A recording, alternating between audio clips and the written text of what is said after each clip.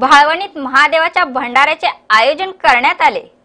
पंढरपूर तालुक्यातील भाळवणी येथील शाकंभरी देवीच्या मंदिराजवळील महादेवाच्या मंदिरात भंडाऱ्याचे आयोजन करण्यात आले होते। सालाबाद प्रमाणे श्रावण महिन्यातील पहिल्या सोमवारी महादेवाच्या मंदिरात ग्रामस्थांनी सकाळपासून दर्शनासाठी गर्दी केली होती। प्रसादासाठी आवश्यक असणारे गहू, गूळ आदी सामान देणगी म्हणून भाविक स्वतःहून मंदिरात आणून देत होते। संध्याकाळी ग्रामस्थांना प्रसादाचे वाटप करण्यात आले। यावेळी राजूभाऊ लिंगे म्हणाले, या मंदिरात दरवर्षी भंडाऱ्याचे आयोजन केले जाते। यावर्षीही सर्व ग्रामस्थांनी सहकार्य केले। तसेच यावर्षी भरपूर पाऊस पडू दे म्हणून महादेवास साकडे घातले आहे। हा कार्यक्रम यशस्वीपणे पार पाडण्यासाठी भरत म्हेत्रे, नीलकंठ म्हेत्रे, हनुमंत लिंगे, दादा गवळी, ज्ञानोबा म्हेत्रे, ज्ञानोबा खरडकर, भीमराव लिंगे, रावसाहेब लिंगे, दत्तात्रय लिंगे, दत्तात्रय शिंदे, सुरेश गवळी, किसन बुरांडे आदींनी प्रयत्न केले। यावेळी महाप्रसाद घेण्यासाठी भाविकांनी रांगा लावल्या होत्या।